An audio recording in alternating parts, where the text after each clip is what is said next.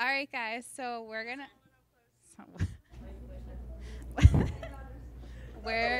go ahead and get started. So I'd like to welcome you all here. So this is the presentation of You the Man, brought to you by the Adverb Productions, a program at the University of New England. My name is Caitlin Callback, and I'm the vice president of the Psychology Club, who has put on this program for you all today. Firstly, I would like to remind all of you to please turn off your cell phones. And if you've looked at your program, you've noticed that this performance is done by one actor that plays multiple roles. This presentation is going to be about unhealthy relationships, dating violence, and sexual assault, problems which are prevalent in every community across the country. People who experience dating violence often suffer alone and do not know where to turn for help. It is because of this that we have brought this play to you today, and in an effort to break the silence and show you how to help your friends and family members who may be struggling to find resources and information. This play will be about 30 minutes long and will be immediately followed by a discussion. During this time, students will be able to ask questions of professionals who are on the panel. Please give respect not only to the actor who is concentrating, but to the other people in the room who may have friends or family who are suffering. So we ask that there is no talking or joking. Lastly, I would like to thank you all for attending this event tonight, and now let's begin. You the Man is written and directed by Kathy Plord and will be performed for you tonight by Brian Chamberlain.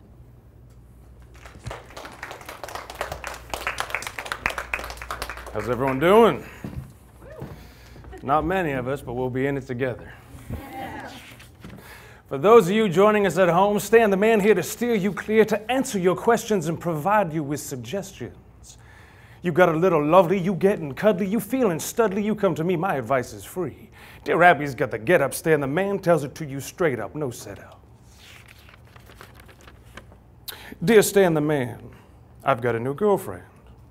Well, hey, congratulations.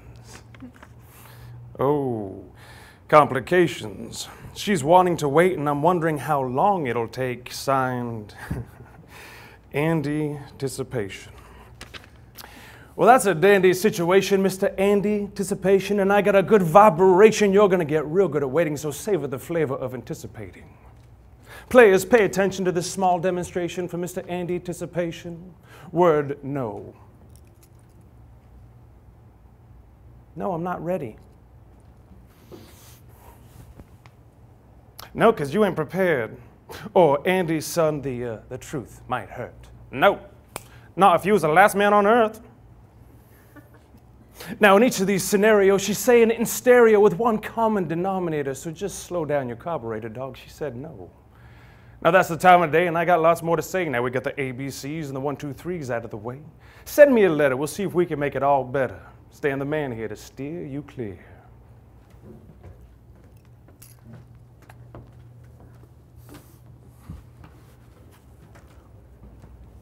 I tell you, the way people talk about sex all the time, you think half the world was getting it daily, right? In the movies, it's like they kiss and bada boom, next instant they're doing it. I mean, come on. It's not like you can pick up a basketball and then be in the NBA. And people keep your score. Everybody's waiting for you to kiss and tell. Now me, right, I was a late bloomer. Back in the day, I got this nickname, Verge. It was short for Virgin Larry. Yeah, pretty funny, right? Day in, day out. Hey, Verge, good moves with the ball today. Too bad you can't score in bed like you score in the court. Oh. And if Gator radar is turned on you, well, buckle up, buddy. It's going to be a bumpy ride. Hey, Verge, if I ever hear you shooting for the other team, you can kiss your sorry ass goodbye. Nice. I got the first chicken bed that I could. It went well. Actually, things were a little premature. I mean that in several ways. They call that irony. It's pretty funny, right? No, it wasn't. Well, you think it's been easy having the nickname Virgin Larry?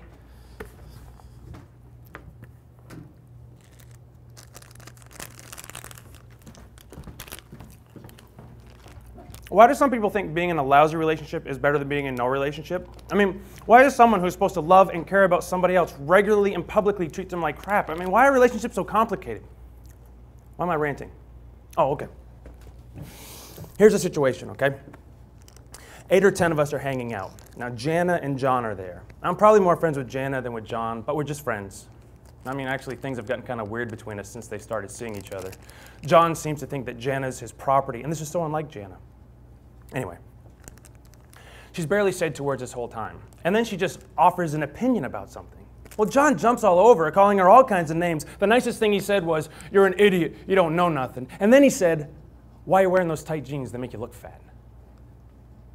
I mean, I'm looking around to see if anyone's going to say something. It's not happening. Jana looked like she wanted to die, so I had to say something. "John, you're talking trash. Jana, don't put up with his lip." Well, then John starts jumping all over me. "Hey, Mr. Mitchell, what do you think you're doing? Scamming on my woman right in front of my face?" No, dude, just don't think you need to be screaming at people, especially your girlfriend. Then a couple others joined in, saying he's crazy, paranoid. Oh, yeah, he took that well. Wound up storming off, taking Jana with him, but not before laying down offers to rearrange my face. Whatever. I mean, I don't want to mess in business that isn't mine, but I'm worried about her. And this isn't the first time. And if this is how he treats her in public, what else is going on in private? Now, part of me keeps saying, it's not your problem, Mitchell, man, mind your own business, but if I just stand there and pretend like there's nothing wrong with this picture, then I'm part of the problem. I need something to drink, I'm sorry.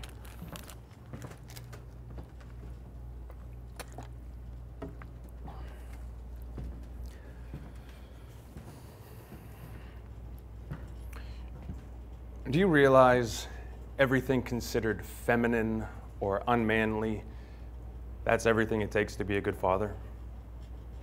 Father. Jana called me Dada, Daddy, Dad, and then when her mother and I divorced, Michael. Yeah. I don't think she's ever forgiven me for the divorce. Now, it sounds cliche, but your kids do grow up overnight. And I used to say, when Jana got to be of the dating age, that she wouldn't be dating. Now I'm lucky if I even get to meet any of her friends. No, there is a very independent young woman who lives at the other end of this phone. Jana, hi, it's Michael. How are you? Good, good. No. Just haven't seen much of you lately. You seem to spend most of your free time with John. Yes, I know he's your boyfriend. How are things going with him? Like most parents, in denial about their kids. Oh, no, my little girl isn't old enough to be having sex yet. Maybe when she's 40 or 45. Why? Because I just wanted to know if you two both wanted to go to the zoo or get some ice cream sometime. Did I really just say go to? I just really said that. Oh, what an idiot.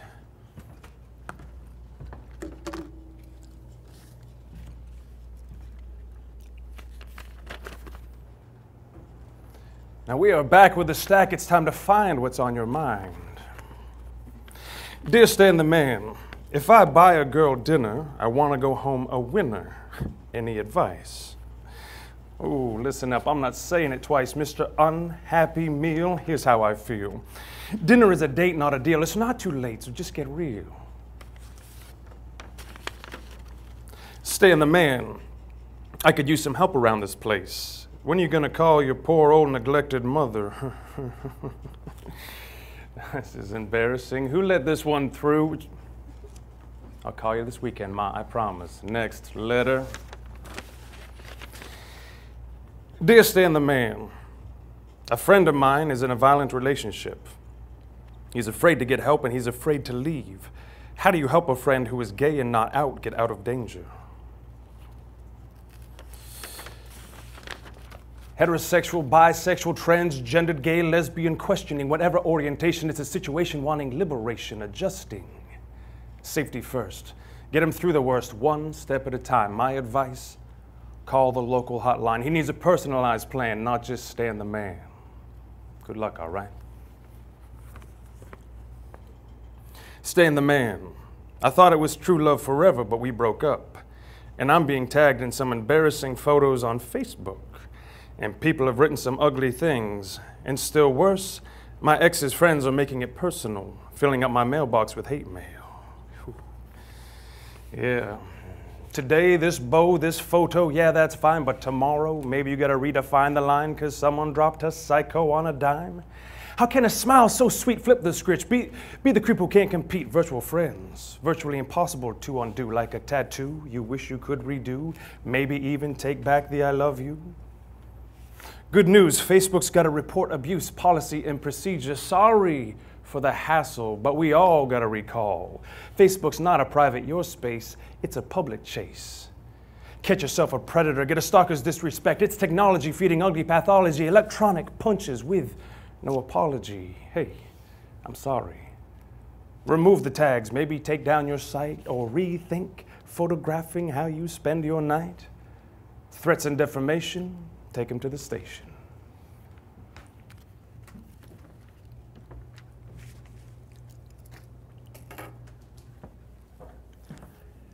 Now, as y'all know, that approximately 73% of all rapes are committed by friends, family members, and acquaintances. Apparently, it's not the stranger in the dark alley a woman has to fear as much as she has to fear the smiling faces around her. Yeah, that's a conversation stopper anyway. Well, my name is Officer Friendly, and before y'all say something smart, that is my real name. Now, everywhere I go, there's always someone in the audience with a story. Now, it's the same story every audience. He or she says, "Excuse me, sir, but I know a guy whose life was ruined when he was falsely accused of rape by a woman wanting to get revenge." All right. Well, first let's debunk the myth that millions of wrongfully accused rapists walk the streets. And we'll start with the fact that there's no statistical difference between falsely reported rapes and falsely reported crimes in general. Only 2% of rapes are found to be falsely reported. More often than not, rapes go unreported. Now, why would a rape go unreported? It's a good question, but unfortunately there's all kinds of reasons. I mean, remember I just told you that approximately 73% of all rapes are committed by someone the victim knows? And then there's always going to be those that think she must have asked for it. Now, we all know that no one's ever asking to be raped, and blaming the victim isn't a very helpful strategy.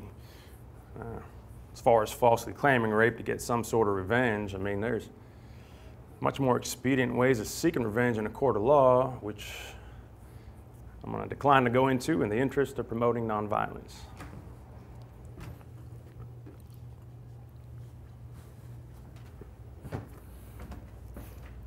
False sports in this school include sex and drugs and alcohol and seeing how many first years you can score before the playoffs.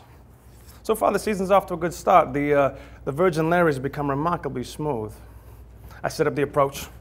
I dodge the defense. I anticipate the side escape, and touchdown, 3 points, home run, score! Oh, come on, come on. Don't look at me that way, because that's how you tell the story if anybody wants to know. And they always do. Hey, a buddy of mine, right? Probably my best friend, Tom. Tom the Terminator, he's called. He's team captain. He's unstoppable on the court. One time he got in trouble, right? This girl said that he raped her. So I asked him, I said, "Tom, tell it to me straight." He was hurt. He couldn't believe I was going to take what this girl said over him, you know? I believe him. If he said he didn't do it, he didn't do it. He's my boy. That girl was sorry she ever brought it up. But then, a couple weeks ago, Tom said that he had a video for some of the basketball team to see after practice. And he's trying to get into YouTube's 5 Million Club, so he's always bringing in new stuff. But this time he's got a home movie, he calls it. Well, a few minutes into watching it, it's clear this girl, she ain't got no idea that she's on candid camera. Much less that she was going to be on display for some of the basketball team's play-by-play review. She also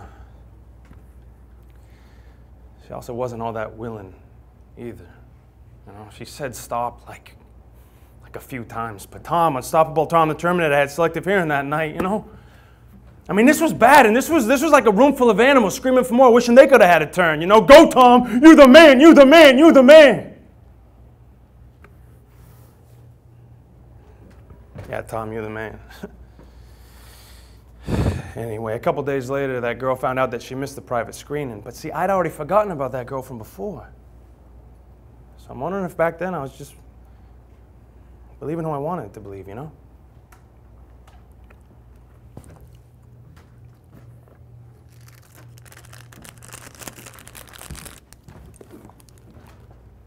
I'm just eating because I'm nervous, so I'm just gonna put this away. Janice studies at the library while John's at work, so I decided to talk to her there when John won't be around. Jana's at a study table. Jana, hey, I'm glad I found you. I don't know what I'm doing, so I just jump in. Hey, I'm kind of worried. She cuts me off. Excuse me, but I'm studying here and I have a lot of work to do. The table over there is free. Okay.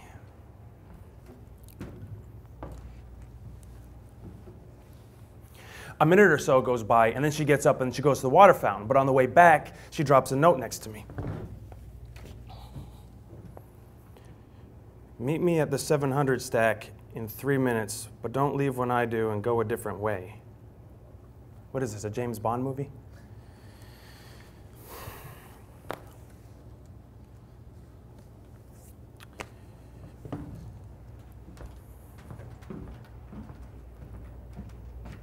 Jana. Jana. Jana. Jana. Oh, hey. What's with this spy meets spy stuff? She says John's friends report to him who she talks to because he's jealous of other guys. He's protective that way. In what way isn't he protective? This is abusive. She says John's not abusive. He loves me. He never hit me. This type of behavior is abusive. Having his friends track who you talk to is abusive. Just not being able to talk to who you want to. Jana, even if he hasn't hit you, this controlling crap, putting you down in front of other people, it's worse than hitting you because no one can see those marks. And hey, what about the hole in the wall? The one he punched next to your head at the party the other night? She was startled. But she defended him. She says he doesn't mean it. He's getting better. He always feels terrible afterwards. She says that I don't know him like she does, that I don't see how tender, loving, and generous he can be. Yeah, she's got a point. Jenna, I'm sure he's got his good points. I mean, you wouldn't just go out with a guy who, she asked me what I want because she has to go now. I just want you to know that I'm here and I want to know that you're okay, safe. She says she's fine. She says she's leaving now. And if I'm that concerned for her, I won't make it worse. And she left. Great. So she knows it can get worse. Great.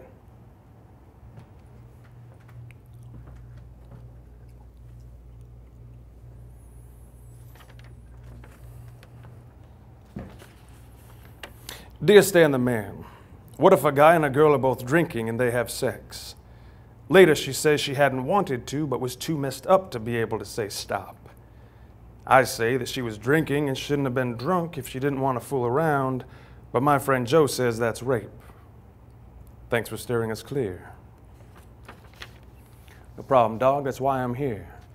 So your friend Joe thinks if a girl gets dressed up and then is too messed up, that's rape?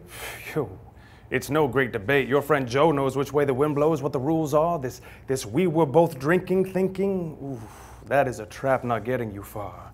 You drunk driving, it's a matter of fact, it's who's driving the car sits behind the bars, not your friend passed out inside you took for a ride. It's a tragedy if you ain't capable of sympathy, don't know empathy, can't imagine being in someone else's skin. It's time you stepped in. It's time to visualize, to open your eyes. Now imagine this. Imagine your sister or your mother, one good friend or another, maybe you on the telephone, maybe you both alone. Okay now. She says she's got something important to say. She's seeing shades of gray. She needs you to listen and not go away. You hear her fear and she's got your ear. Now she's got a friend, real, charming and smart, who's been after her heart. Then she tells you something bad happened. She thinks that maybe she had a little too much to drink, or maybe she had nothing to drink but a Pepsi. Then she tells you they were getting a little friendly. Cut to where she's saying no. She pushes his hand away. He tries again anyway. She says no, number 2. Now what's he gonna do? And this time, as he's crossing the line, she stays real, quiet, and still. And he thinks he's got a green light to cruise down this hill. He's not slowing, he keeps going. She already said no, no, no, but all that's in his head is go, go, go. Doctor's analysis, she's got paralysis. She can only watch it, she can't stop it. This is making war, dog, not love. I can't tell you more. G is for green, G is for gold, but the G is silent, and that's enough. I mean, this is your sister or your friend, and yeah, I'll end. Removing illusions, avoiding confusions, empathy like sympathy, only better. Stan the man, thanks for the letter.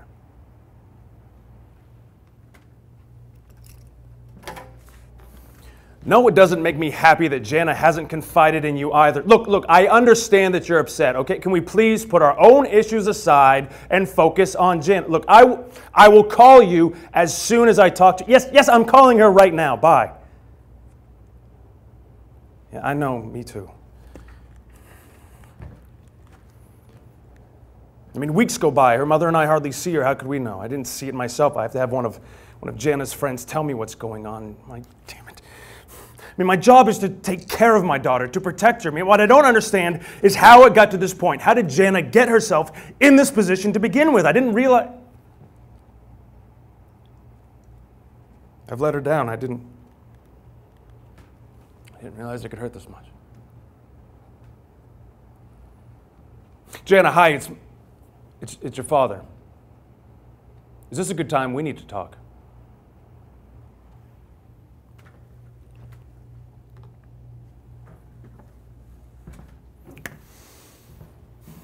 Now you think if someone's been raped, they know it, right? Sadly, it's not so simple as it sounds. Oftentimes, rapes are unrecognized by the victim as rape because of alcohol or drug use, or because they've been raped by someone they've previously been intimate with. I mean, frankly, there's no mention in the U.S. Constitution of the right to have sex with someone who's unwilling, even if they are married or dating. You know, people usually want to know why I do this, right? I mean, what kind of idiot in their right mind would stand up in front of crowds of young adults and start dishing up facts and statistics about sexual assault? With the People magazine or the reality TV mentality would have me tell you that my sister was raped and killed. And because of that, I made it my mission to go out and spread the word.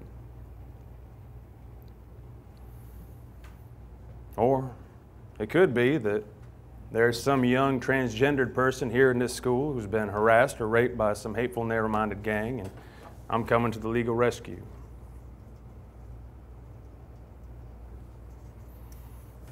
Or it could be that the local police department was tipped off about a certain someone who's been dropping date rape drugs at parties. Now, some of that, all of that, or none of that could be why I do this. But not one of us, now myself included, have to wait for the excuse of something terrible happening before we just act like we care.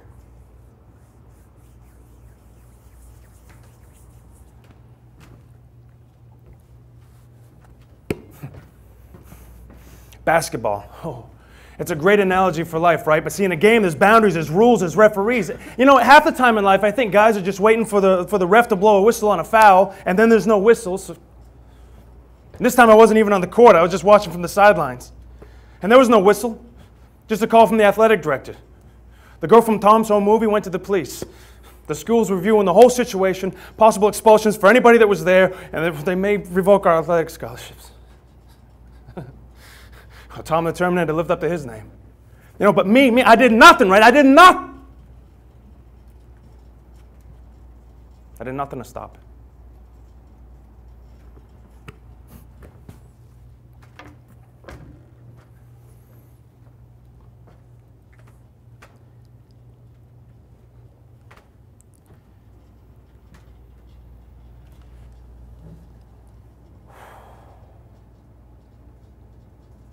So I wanted to say that I'm your father, and I would do anything to have you be happy. Now, I know I can't live your life for you, that you need to make your own choices, but even if you are all grown up, you're not alone. If you ever need to talk to me, I will listen. I will always love you. I will always trust you. I will not judge you. Just let me in.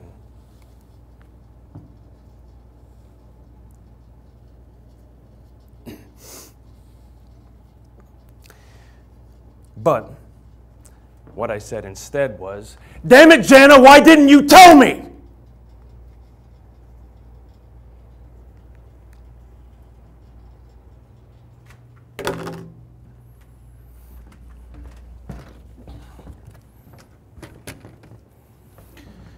I called the local hotline.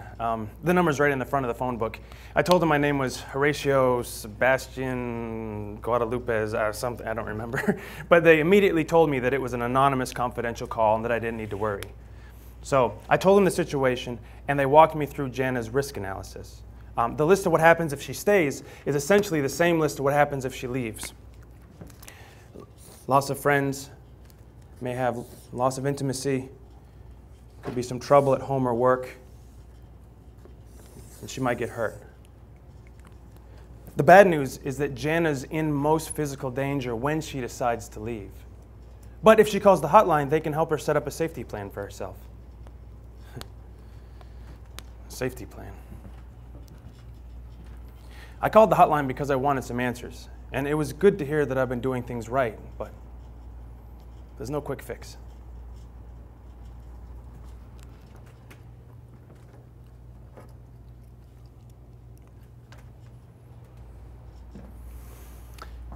You're probably wondering how I get to be so smart, why I play this part, how I get this attitude. All right, I'll give you a clue. I watched my father beat my mother, and then he would drag her into the bedroom. My mother couldn't leave him and she couldn't press charges. The cops stopped coming. My father is yelling, my mother is screaming, then silence. I'm relieved. But there's no telling if my mom was crying that time that I was conceived.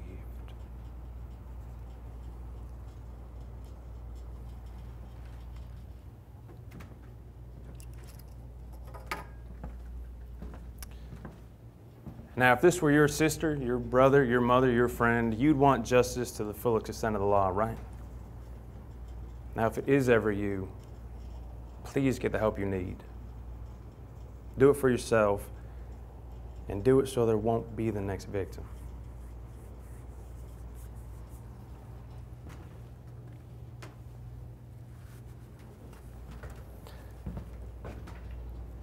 I did nothing to stop it, and I didn't think about leaving. So that means I'm not an innocent bystander. If I had got up and left, then maybe others would have too, and then it would have just been Tom standing there wondering what he should have done differently.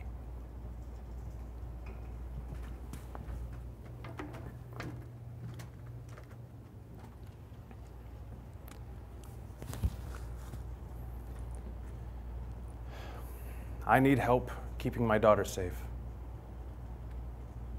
Who will help me?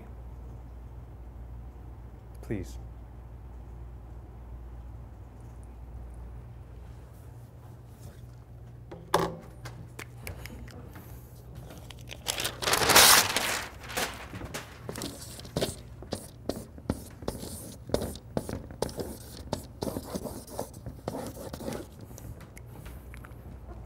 All I can do is stand up when something isn't right. Oh, and I can listen to Jana, not judge, and just give her time.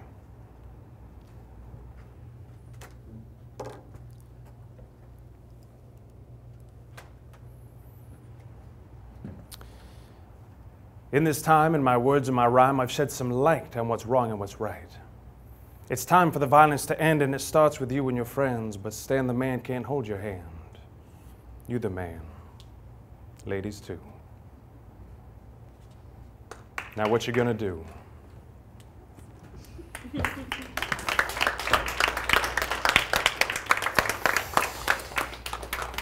Thanks, guys. I am Amanda Hare. I am the advisor of the Psychology Club who brought this performance to you guys tonight. I wanted to thank you all for coming. And thank you for being so attentive during this performance. It was really moving and powerful. And now what we're going to do is bring up our expert panelist, because we're hoping to open up kind of a dialogue or conversation about what we just saw, how this issue impacts all of us, and any issues or questions that it might have raised for you guys. So would you guys mind starting out by introducing yourselves? Is this okay if I'm up higher? Okay, yeah, thanks. Hi, so I'm Claire Fortschnagen. I work at Caring Unlimited. Has anyone ever heard of Caring Unlimited? What is it?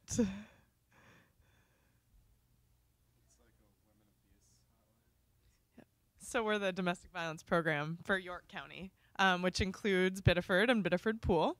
And we'll talk a little bit more about what our programs are, but we are available 24 hours a day, like the character in the skit showed that called and found out more information about someone they were worried about. So I do education in the community, and I work with kids who come to our shelter and our support groups. And this is my friend Tiffany. Hi guys, I'm Tiffany. I'm a hotline advocate for Caring Unlimited. Pretty much what I do is twice a month for 8 hours, I always am glued to my cell phone and waiting for men and women to call, looking for support based on for their mothers, their sisters, their aunts, uncles, themselves, and they just call and look for ways to get support.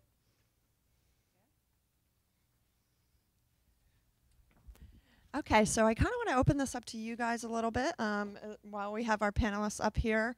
First, I want you guys to kind of think about any questions or issues that this might have raised for you, how realistic you thought it might have been. I think one of the really interesting things about this performance is that most of us can probably kind of relate to at least one of the characters or imagine one of these characters as somebody in our lives at some point. What do you guys think? Did anybody have any questions that were raised by this? Did you think it was realistic? Rose, I'm seeing a nod. What are you thinking?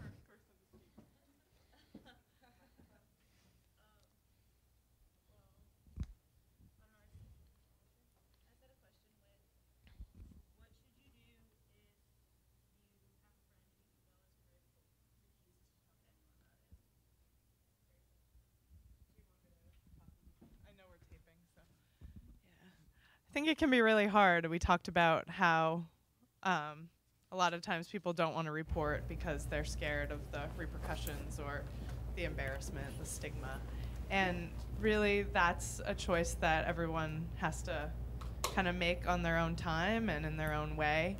And I think what you can do as a friend is really just kind of understand that maybe this isn't the time that they're going to be able to go to the police because of those reasons, but to say, you know, I'm worried about you and I am happy to go with you if you want to go to the police or even the hospital.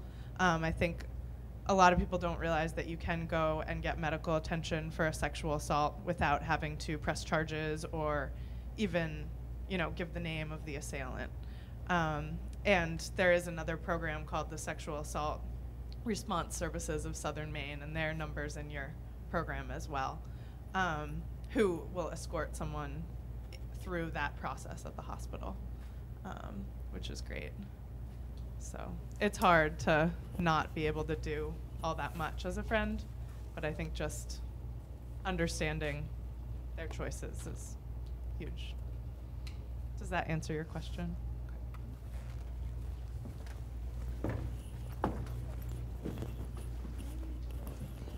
It seems like that's kind of similar to one of the issues that the character Mitchell was going through in the play, that he had a friend who was, you know, a victim of these types of issues and didn't really know how he could help that friend. And I don't know, I thought that maybe for you guys as college students that Mitchell and the Virgin Larry might be some of the characters that you could probably relate to the most. Were any of you surprised about the Virgin Larry story, about how he could be in trouble for that kind of situation?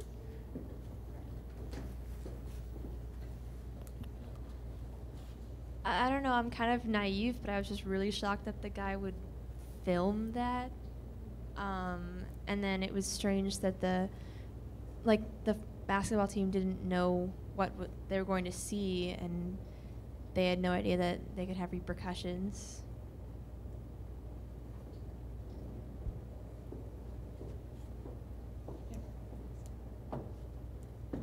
I think you said it all. It's shocking, just that happens. And these are based on true stories that we've heard right here in this county, in this state. So it's pretty sobering, I think, to know that you can get in trouble for not standing up.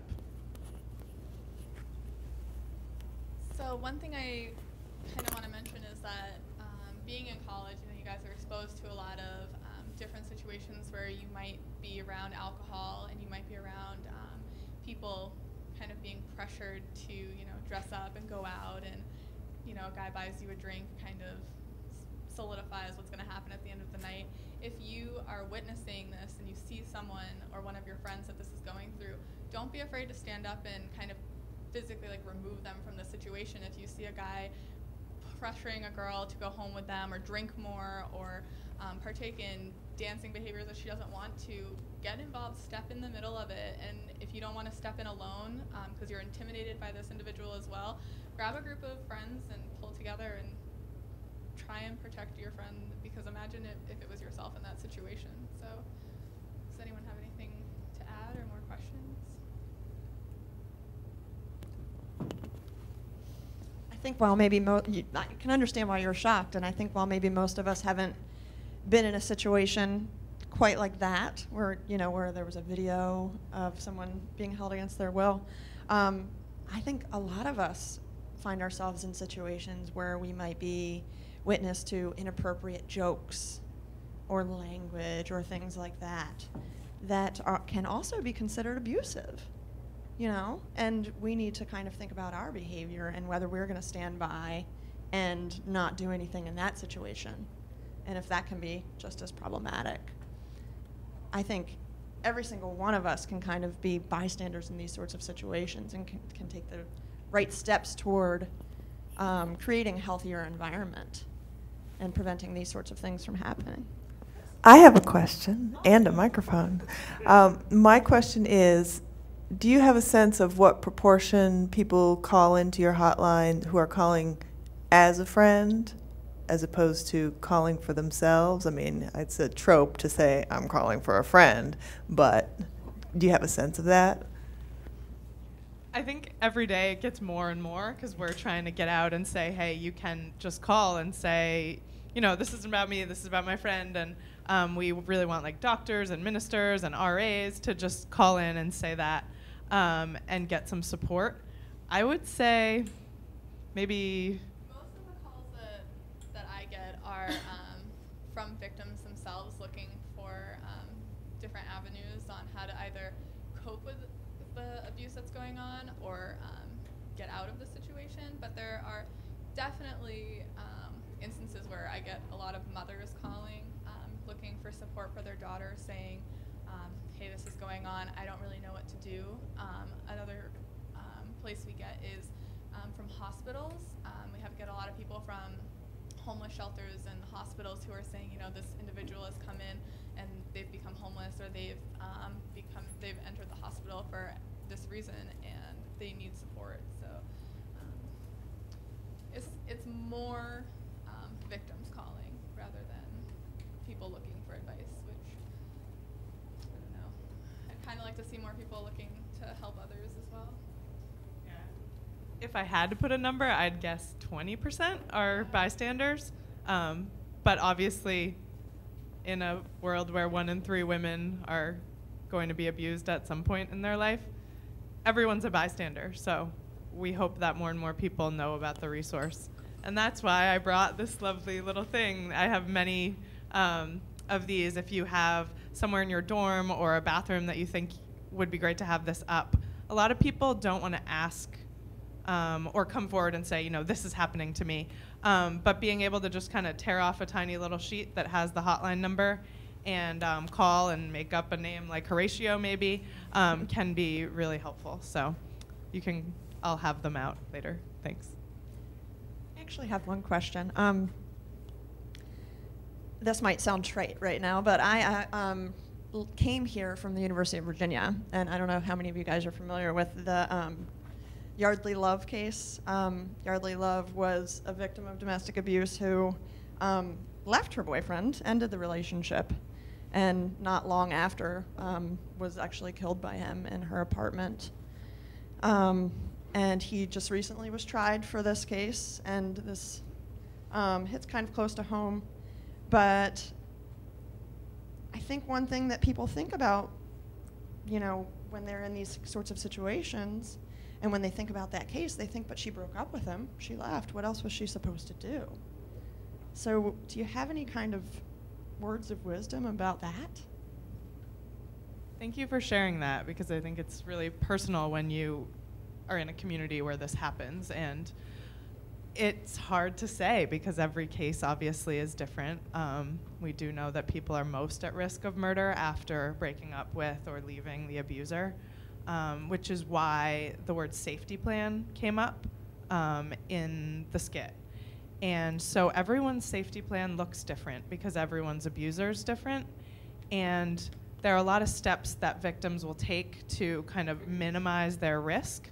A protection from abuse order is one way that some people are able to keep that violent person away, but others may see a piece of paper as, you know, meaningless and not really care if they're going to get arrested for violating it.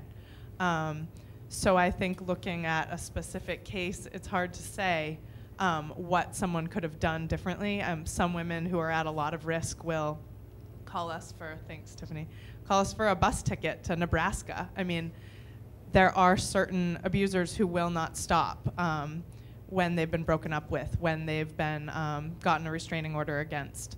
And if you're someone who hasn't committed a crime, you've had the crimes committed against you, why should you have to pick up and leave your whole life and go to a different state?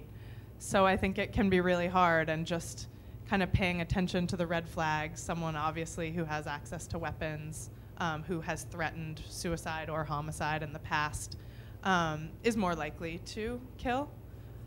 But really, there are a lot of cases where that victim took every step she could, and it still ended in tragedy. So that's really all that we can say. But we want people to get help when they're worried about their friends. And the more people in the community who know about the resources, the safer we can all be, I think. Do you want to add anything? So if you know of a friend who has been in a relationship with a person that has been abusive, I'm sure that they have hinted or dropped lines to you that they've broken up with their boyfriend, things weren't working out, things got a little too dangerous or risky for them, and they're expressing concerns to you about it. Don't let them be there alone. Let them know that your home is open to them if they need a place to stay. Let them know that there are other ways that they can stay safe and be safe, because one of the main things we get on hotline calls is women saying, well, I want to leave, I just don't have anywhere to go. Or I want to leave, but I'm worried about money. I don't have money for a hotel room. I don't have money for this, because most of the time the abuser controls all the finances, all of the deeds to the homes, cars, everything. They can't even take the car because he could report it as stolen. So make sure that people around you know that if they're going through something like that, that there are other avenues for them, and you can refer them to us if you don't know what to do. So that's Care Unlimited. I would say that also a big impediment is if you have pets. Women often will not leave a relationship if they feel they can't go someplace and take their pet. So if you can offer pet hospice for a friend so that she can go somewhere and the pet will be safe, that would be a great motivator. Yeah, so we know that women who have animals and children, it's a lot harder to leave with all these people and animals that you're trying to care for.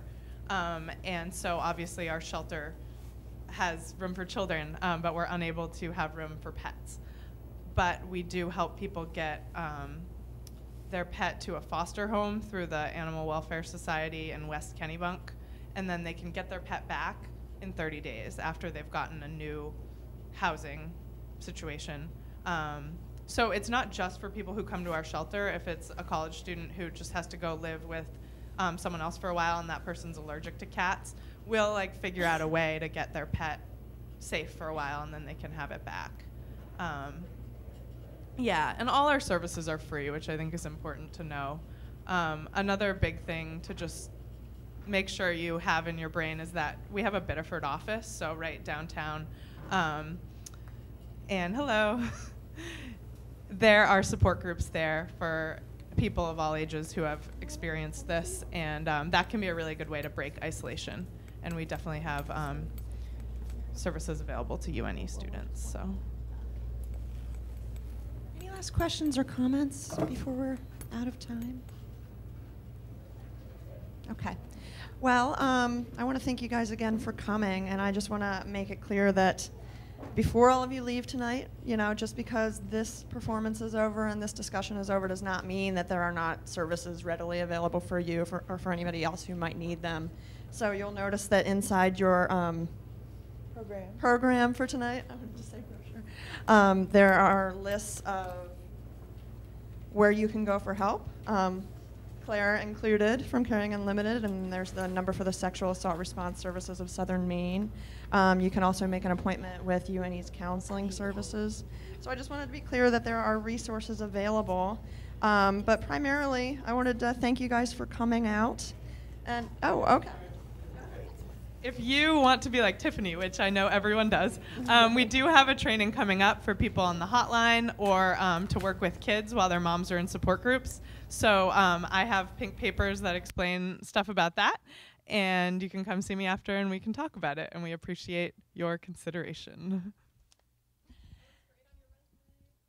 And a special thanks to Adverb and to Caring Unlimited and to the officers of the Psychology Club for putting this together.